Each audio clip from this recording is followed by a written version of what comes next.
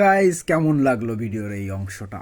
আশা করি ভালো লেগেছে। আসলে এটা হচ্ছে রিসেন্টলি রিলিজ হওয়া সাউথ ইন্ডিয়ান একটা মুভি, যেটার নাম হচ্ছে রায়ান। আর এই মুভির অ্যাক্টর, ডিরেক্টর, প্রডিউসার তিন মিলিয়েই হচ্ছে আমাদের one and only Dhanush sir. তো বইটা অবশ্যই দেখতে হবে তোমাদের।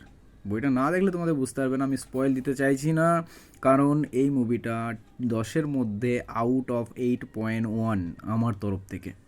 আশা করছি ভালো লাগবে। ইন্ডিয়ান উলভেরিনকে তোমরা দেখতে পাবে এই মুভিতে। প্রত্যেকটা অ্যাকশন সিন, ড্রামাটিক যে সিনগুলো, সবগুলো একদম মন মাতানো, কাঁপিয়ে দেওয়ার মতো। আশা করছি ভালো লাগবে।